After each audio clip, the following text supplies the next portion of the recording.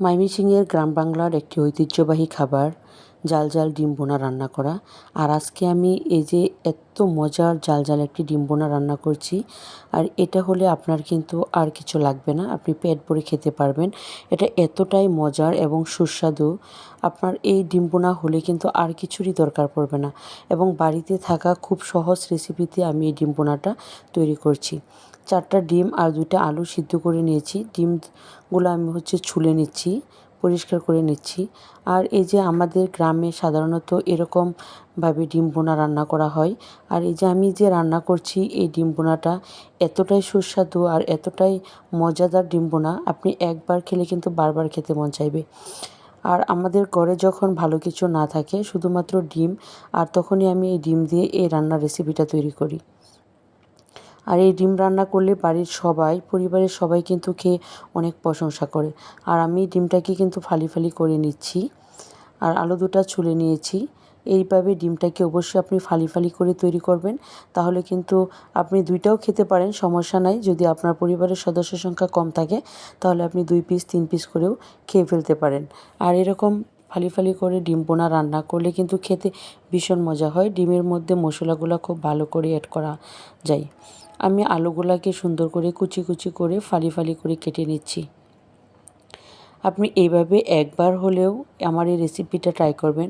অনেকেই ভালোভাবে ডিম বোনা করতে পারে, কিন্তু আমার এই রেসিপিটা ফলো করে যদি আপনি এরকমভাবে ডিম বোনা তৈরি করেন, আশা করছি আপনার অনেক বেশি মজা লাগবে, টেস্ট হবে, খেয়ে কিন্তু আপনার প্রশংসা সবাই করবে। আর এই ডিম বোনাটা এতটাই মজা হয়েছিল, বিশ্বাস করেন একবার খেলে কিন্তু বারবার খেতে মন চাইবে। আমি কড়াইয়ে তেল দিয়ে দিচ্ছি, তেলটা একটু গরম হওয়া অবধি অপেক্ষা করব। তেলের মধ্যে আমি আস্তে আস্তে করে ডিমগুলা ছেড়ে দিচ্ছি।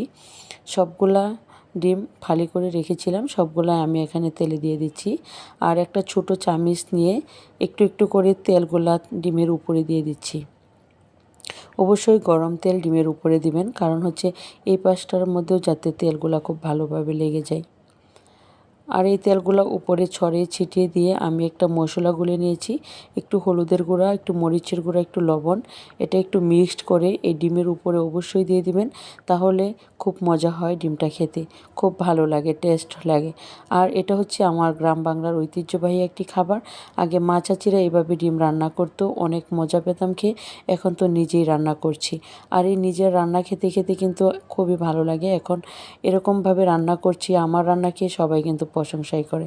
আর আপনি যখন এই রান্নাটা করবেন, অবশ্যই আপনার রান্না খেয়ে কিন্তু পরিবারের সবাই অনেক বেশি প্রশংসা করবে। কড়াইয়ে যে বাকি তেলগুলো আছে, এই তেলের মধ্যে আলুগুলো আমি খুব ভালো করে একটু ভেজে নেব। আলুটা খুব ভালো করে একটু ভেজে নিলে কিন্তু খেতে ভীষণ মজা হয়। আর তরকারিটার মধ্যে আলুটা একটু ভেজে দিলে কাঁচা কাঁচা ভাব থাকে না, একটু অন্যরকম ভাবটা চলে আসে, আর একটু মুচমুচে ভাব হয়, খেতে কিন্তু ভীষণ মজা হয়। আর অবশ্যই আপনারা তেলের মধ্যে আলুটাকে একটু ভালো করে ভেজে নেবেন।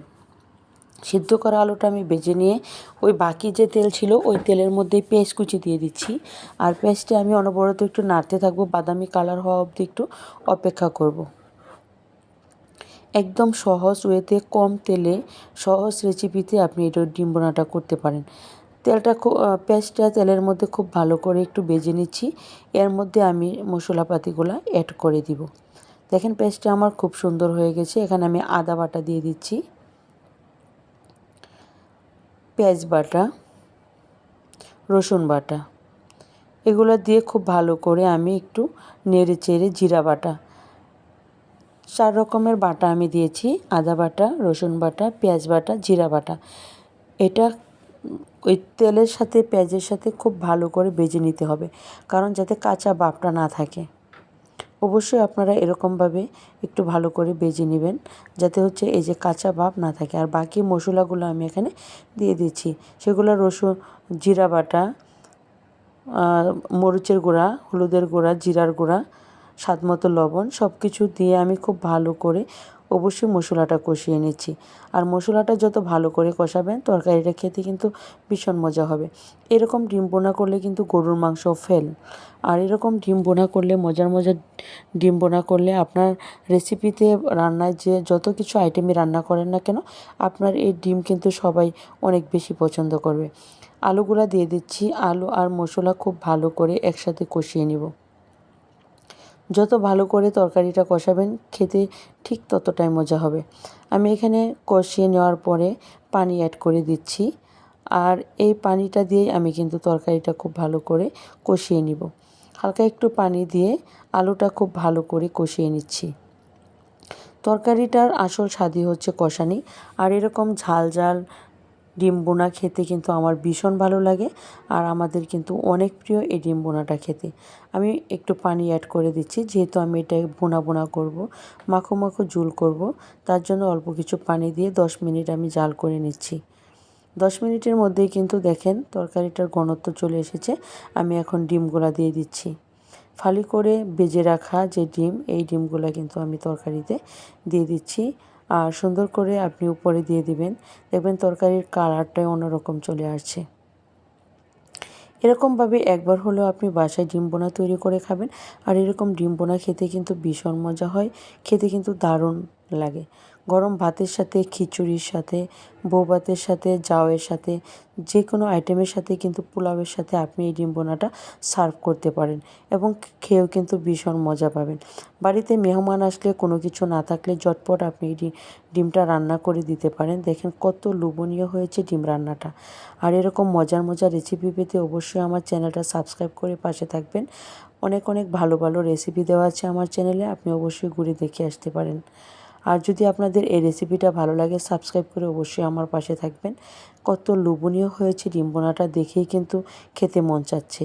আর এরকম ডিম বোনা রেসিপিটা কেমন হয়েছে অবশ্যই কমেন্ট করে আমাকে জানাবেন। অবশ্যই একটা লাইক দিয়ে আমার পাশে থাকবেন। আর এরকম মজার মজার রেসিপি পেতে অবশ্যই আমাকে অবশ্যই কমেন্টে জানাবেন কেমন হয়েছিল আমার এই রেসিপিটা। তো সবার সাথে আবারও দেখা হবে অন্য কোনো একদিন অন্য কোনো রেসিপি নিয়ে। তো সে পর্যন্ত সবাই ভালো থাকবেন, সুস্থ থাকবেন আর এরকমভাবে একটা ডিম বোনা তৈরি করে খাবেন। আল্লাহ হাফেজ।